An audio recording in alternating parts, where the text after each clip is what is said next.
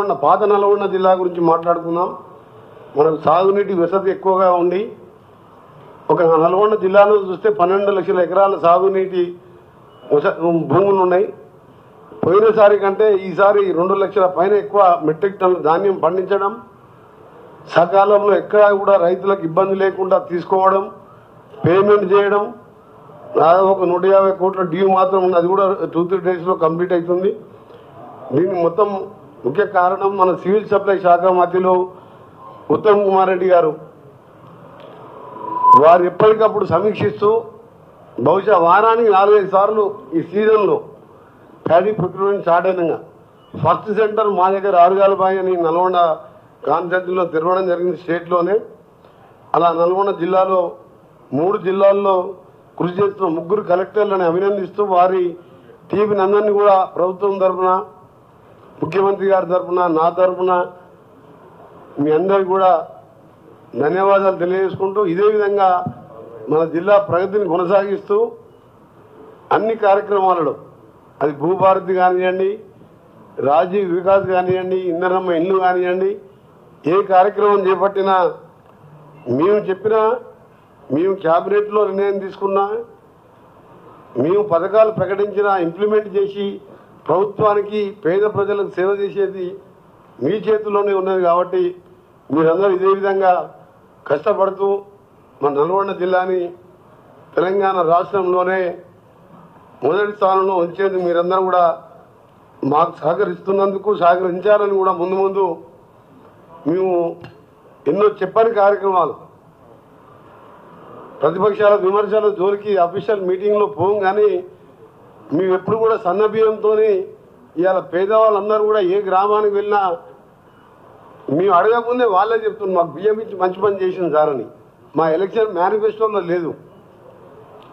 ఇలా రాజీవ్ యువ వికాసం ఇలా వేలాది మంది యువకులకు సెల్ఫ్ ఎంప్లాయ్మెంట్ కల్పించే విధంగా ఒక ఆలోచన తీసుకొచ్చడం. స్కిల్ డెవలప్మెంట్ సెంటర్ ప్రతి ఐటీఐ 65 ఐటీఐని ఈరోజు ఏ విధంగా మోడలైజ్ చేసి స్కిల్లో వాళ్ళకు నేర్పించి సెల్ఫ్ ఎంప్లాయ్మెంటు, ఉద్యోగాల విషయంలో చేసే కార్యక్రమం ఇవన్నీ కూడా మేనిఫెస్టోలో పెట్టలే. మేనిఫెస్టో పెట్టినే చేస్తున్నాం. 200 రూపీస్ యూనిట్ కానీ 50 లక్షల ఇళ్లకు 200 యూనిట్ల ఉచితంగా కరెంట్ ఇవ్వడం, ఎన్నో కార్యక్రమాలు చేసుకుంటూ మళ్ళీ ఈరోజు మనం మాట్లాడుకున్న 5 కార్యక్రమాలు అందరూ మాట్లాడిను. మరి ఇన్ఛార్జ్ మినిస్టర్ గారు నిన్న నేను కూడా ఇన్ఛార్జ్ మినిస్టర్గా ఖమ్మంలో రివ్యూ చేసుకున్నాం. అక్కడ కూడా ఇదే విధమైన స్ఫూర్తితో బాగా పనిచేస్తున్నారు.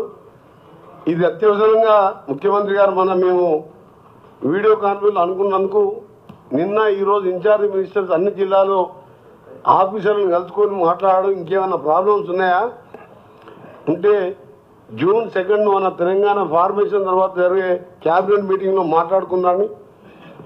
రాబో సీజన్ సంబంధించి కానీ ఇంకా ఇతర స్కీమ్స్ మీద చర్చించుకుందామని వారు ఆదేశించడం జరిగింది. ఇక అత్యవసరంగా పెట్టుకున్న సమావేశమైనా సరే ఎమ్మెల్యేలు కొద్దిమంది ముందు అనుకున్న ప్రోగ్రాంతో రాలేకపోయినా చాలామంది రావడం జరిగింది. అధికారులందరూ కూడా మరొకసారి అభినందనలు, ధన్యవాదాలు. మా జిల్లా ఇన్ఛార్జ్ మినిస్టర్ గారు ముఖ్యంగా మా జిల్లాకు సంబంధించి మీ జిల్లా కంటే తక్కువ గోడౌన్స్ ఉన్నాయి మా దగ్గర, క్లస్టర్స్ అవసరం ఉన్నాయి. ఇన్ఛార్జ్ మినిస్టర్ కాబట్టి మీ మీద బాధ్యత ఎక్కువ ఉంటుంది. మీరు పొద్దున్న లేస్తే మీరు ఎప్పుడు కూడా ఖమ్మం గురించి ఆలోచిస్తారు తప్ప నల్గొండ గురించి పట్టించుకుంటలేరు. ఇప్పుడు నల్లలో మా దగ్గర ఏఈఓలు 97 మంది షార్టేజ్ ఉన్నారు. పోయిన 6 నెలల కింద అడిగినప్పుడు 50 మంది ఇస్తా అన్నాడు, ఇప్పటికీ ఇవ్వలే.